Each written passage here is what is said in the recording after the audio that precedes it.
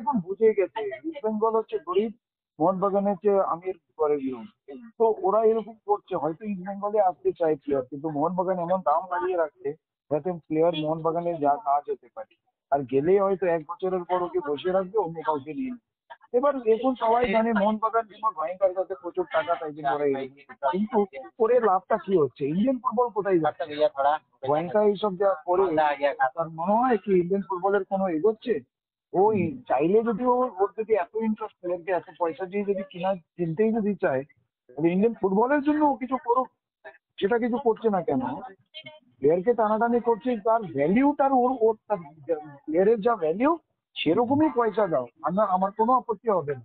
কিন্তু এই যে দাম বাড়িয়ে, তাতে ও কি পায়? হয়তো একটাই পাচ্ছি, সেটা হচ্ছে ইস্ট বেঙ্গলে যেন না যায়।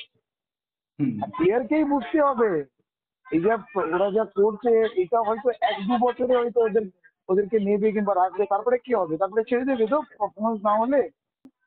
লাস্ট ইয়ারের আপনারা সবাই যদি মনে করেন, এটা আপুয়া ইস্ট বেঙ্গল আসবে বলে ঠিক হয়েছিল, তারপরে আপুয়া চলে গেছে মোহনবাগান। আমি বলবো না আপুয়া মোহনবাগান গিয়ে কোনো খারাপ কিছু করেছে, অবশ্যই ভালো প্লেয়ার, ভালো কাজ করেছে, তাই জন্য মোহনবাগান ভালো খেলে চ্যাম্পিয়ন হয়েছে।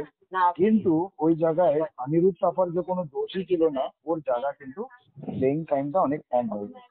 তো এই অনিরুদ্ধ থাপা তার আগের বছর শিল্ড জিতেছিল, হয়তো চ্যাম্পিয়ন হতে পারেনি, কোনো মুম্বাই সিটি চ্যাম্পিয়ন হয়েছে, but তার তো কোনো দোষই ছিল না, ভালো পারফরমেন্স দিয়েছে লাস্টে, কিন্তু প্লেইং টাইম খুবই কম করেছে।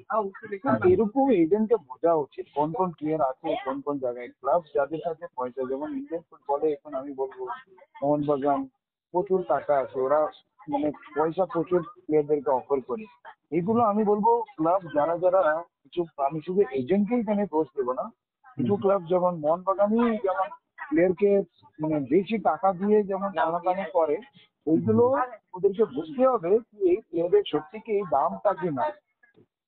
আগে যেমন এরকম হতো না, কিংবা হলেই ইস্ট বেঙ্গল মোহনবাগান এরা মানে লড়াই মধ্যে থাকছে, কিন্তু আজকাল এজেন্টরা তো করছে, কিন্তু এখনকার মানে ক্লাবই এমন অফার করে কি যারা কেউ অন্য কোনো ক্লাব যেতেই পারবে না, ওই ওই ওই অফারের দাম, মানে কাছাকাছি কোনো জায়গায় যেতেই পারে না, সেরকম অফার করে। এটাতে আমার মনে হয় এটাই খুবই বাজে কাজ। কারণ হচ্ছে ওদের দাম তো এক একটা ক্লাবকে বুঝতে হবে, ওর কত দাম আছে না আছে। বিকজ আজকে ওরা এত টাকা পেয়ে বা ইন্ডিয়ান ফুটবলের জন্য কি দিচ্ছে, কিংবা what is the ranking of Indian football? Indian football তো কোনো কিছু এগোচ্ছে না, যেখানে ছিল ওখানেই আছে।